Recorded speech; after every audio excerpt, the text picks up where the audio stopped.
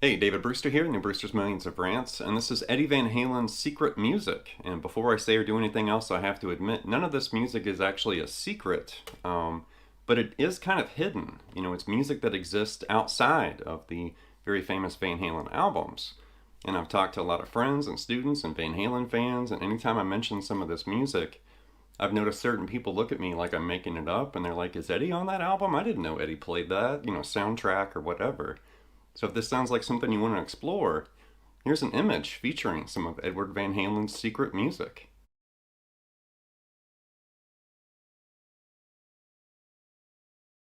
So unfortunately, I'm not going to be able to hit all of that music, all those albums and soundtracks, in this video, but we are going to hit a few, and I am saving kind of the main course, for later in this video. I'm also going to talk about what I played during the opening jam later in this video.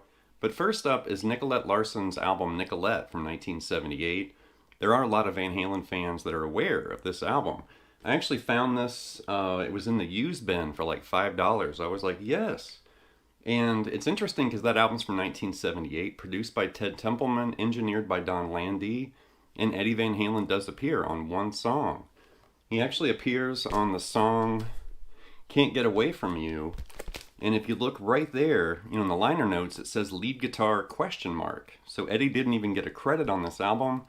I'm not sure why they listed him with a question mark, but that's a really interesting song from 1978. You got to think, Ted Templeman, Don Landee were probably working on this album. They needed a solo, and then I'm guessing they brought Eddie in, like, yeah, just go crazy. And you can hear it's Eddie. But it's really interesting to hear Eddie play with somebody in 1978 that isn't Van Halen. So you got to check this out.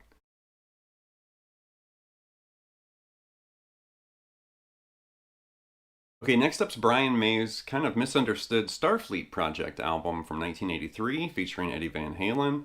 And I know the first time I heard this album, I was very confused. I was like, what in the world is this? Because you can hear Brian May and you can hear Eddie, but it's just raw and kind of jammy, and it kind of just rambles around and stuff.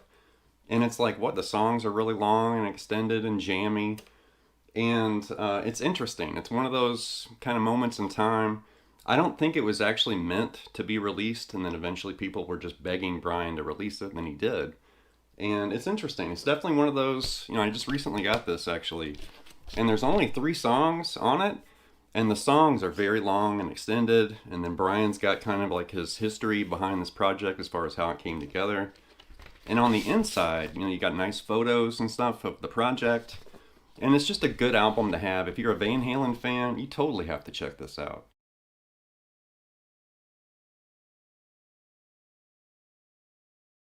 Okay, I'm kind of clearing the stage for the main course. So we're moving into the year 1984. Obviously, 1984 was a big year for Van Halen, the band, but 1984 was also a big year for Eddie Van Halen, the guitarist. The album 1984 hit number 2 on the charts. Jump hit number 1. It was a hit single.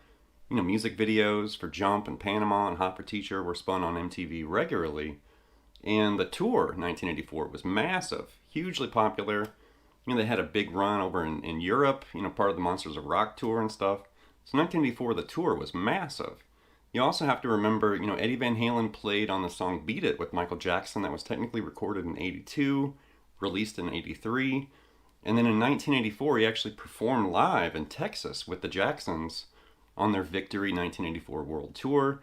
Eddie was also on the cover of Guitar Player magazine, which is right there beside me.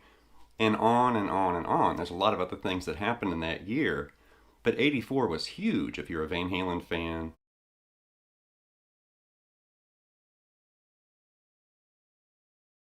Also in 1984, Eddie Van Halen was contacted to create and compose the soundtrack to the film The Wildlife, and that came out in 1984. Now, The Wildlife was written by Cameron Crowe. That was his second film. His first film was Fast Times at Ridgemont High, for crying out loud. I think that came out in 82. So in 1984, that was a big deal, because Fast Times was such a huge hit. And The Wildlife is an okay film. I actually watched it again, in preparation for this lesson. I hadn't watched that movie since I was a teenager or a little kid. And I remembered it. It was like, oh yeah. But I didn't realize how much music Eddie actually, composed and wrote for the film. Back when I saw this when I was a kid, I wasn't really paying attention. I knew Eddie Van Halen had something to do with it, but I wasn't really listening to the music. I was watching the film. But then when I watched it a few nights ago, of course my ears were zoomed in like a hawk and I was listening to every single note of the soundtrack. And there's like a Hendrix tune and some other stuff kind of mixed in. But you can hear Eddie throughout that film, just like little blips and clicks and dive bombs and harmonics and stuff. It's really cool if you're a Van Halen fan.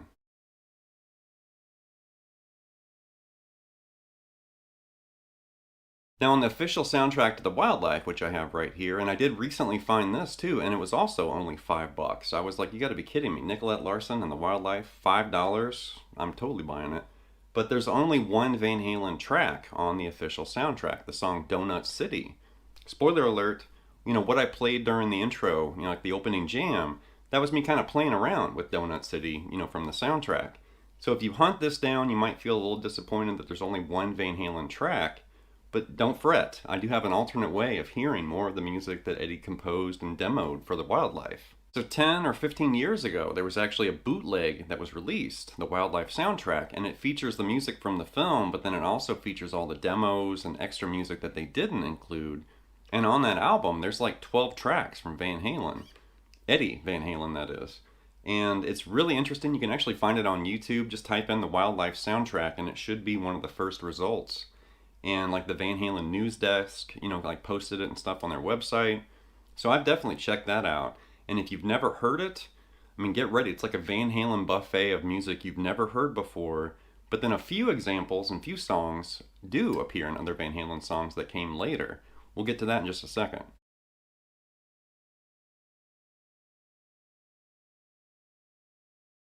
So if you check out that bootleg The Wildlife soundtrack, you're going to hear a few songs that kind of sound familiar. The song Out the Window actually was featured in the film Back to the Future. Like when he's got the Walkman and he's doing the Darth Vader thing. That's technically Out the Window, which was Van Halen. It's also included in this Wildlife bootleg. The song Nearly Good Enough eventually became Good Enough, which is on 5150.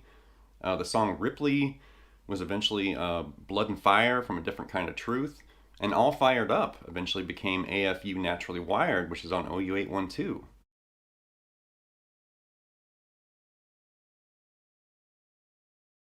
I already spoiled the name of that tune. The opening jam was me playing around with Donut City. And it's actually kind of a bass-led tune. And I was using the MXR clone looper there to kind of help me out, and I was playing the bass part there. And then the guitar is just adding like volume swells and textures and effects and stuff. But it's still really cool. It starts with this F sharp octave down here, doubled with the bass.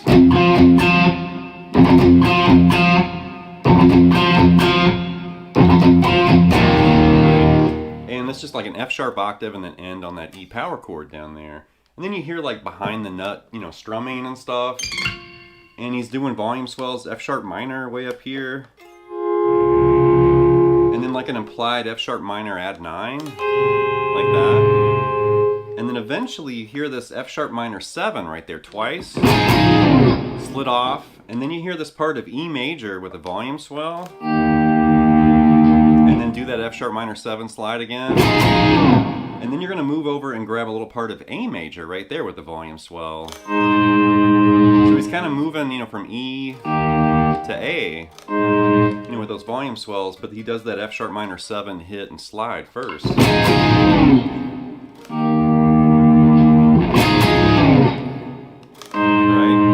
Bass voice is like rocking out and jamming right there, but that's that part.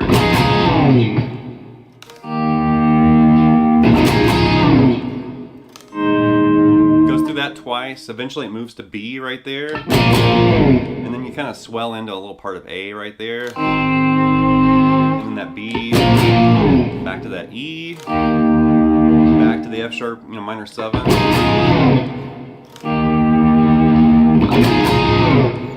And you hear the song kind of reset, and he starts doing the behind the nut strums and the F sharp minor volume swell up here. And then that F sharp minor add 9 up there. And then you hear Eddie doing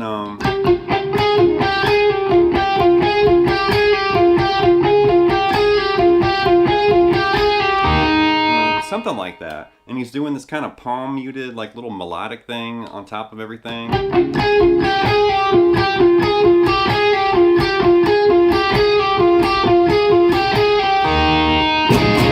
And something like that. Now there is a guitar solo in this song, but it's backward. You know, he kind of did the reverse, you know, recording kind of technique. I don't know if he was feeling or channeling some Hendrix there or what, but there is a guitar solo, but it's all in reverse and backwards and stuff. And it's like, what? But Donut City's really interesting, and it's just cool to hear this other side of Edward Van Halen. So Donut City appears on the official soundtrack. Up next is Love Song, and this is from the Bootleg Wildlife soundtrack. And in this one, Eddie's doing...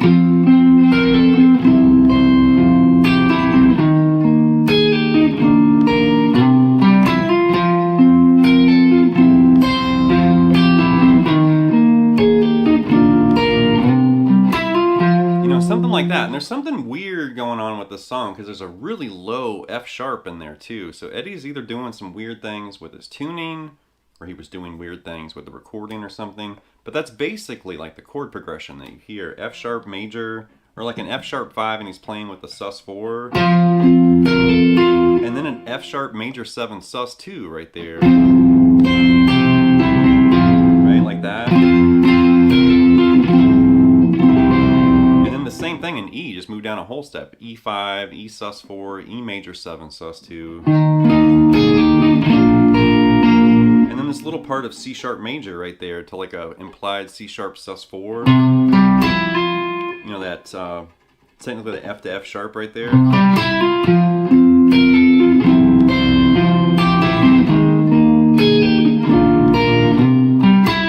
You know, very Van Halen-esque, you know, progression. It's Eddie, obviously.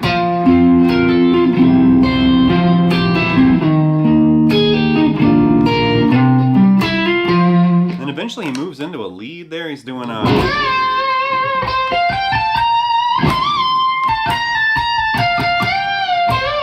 You know, or something like that C sharp bend. And then moving up like on the high E there.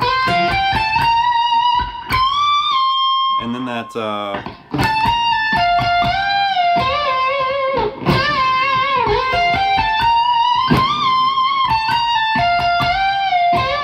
something like that. Really interesting, you know, song, and it's just cool to hear Eddie play, you know, outside of his normal Van Halen, you know, kind of confines, and he's literally kind of stretching out and jamming and playing a little bit differently, you know, really cool stuff. Now in the Love Song solo, you hear Eddie do this kind of signature bar dip phrase. You know, something like that, and he's just on the high E, and he's kind of moving between that F sharp, G sharp, and that A sharp, and he's dipping his bar.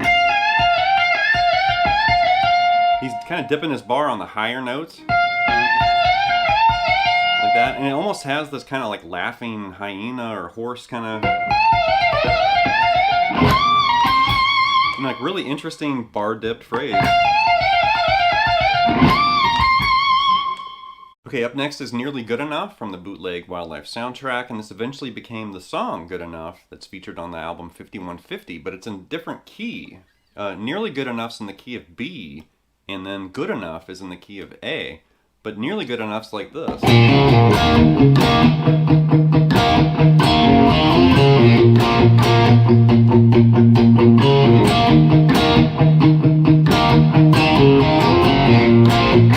know, something like that.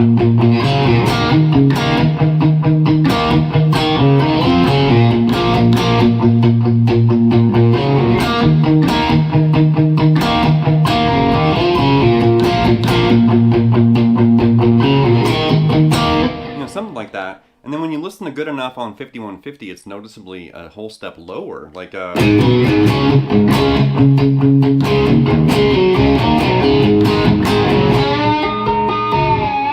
whatever. You can definitely tell like it's the same song, but in a different key.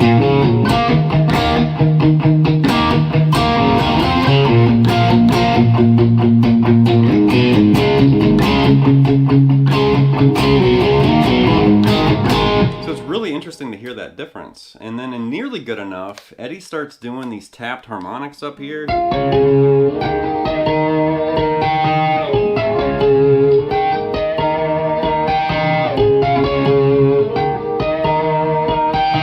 Really easy stuff here, but if you haven't done that before, that's really cool to play around with. Like part of D major, and you're literally just tapping an octave or 12 frets higher than where you're fretting. So I'm fretting the 7th fret there on the D, G, and B and tapping the 19th fret, and those harmonics just pop out.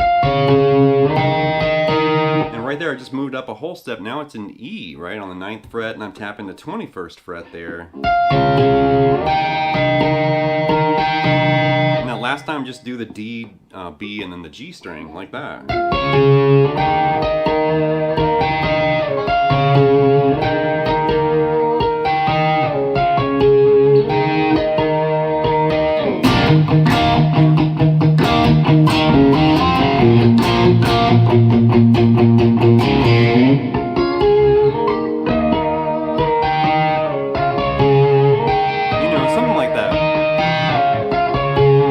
He actually played tap harmonics in Good Enough, but he does feature them in Nearly Good Enough. Now Eddie plays this crazy kind of muted open string lick in Nearly Good Enough. It's something like this. One more time. And you can barely hear it, like it just kind of flies by. And that's what I came up with. And then once again, there's something weird going on with the tuning on this. I'm not sure what's going on there. But that's what I came up with. Because you definitely hear this kind of, D to B at the end. And then you hear this just like flurry of notes that's kind of palm muted. Something like that.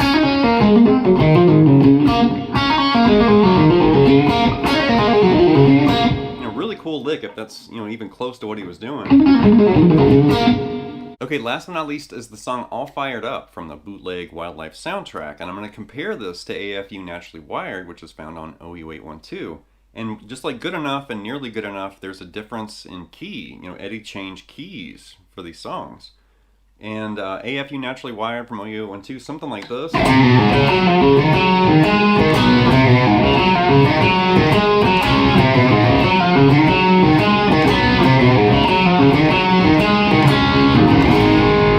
In the key of A, and then when you hear All Fired Up on the Bootleg Wildlife soundtrack, it's in B right here.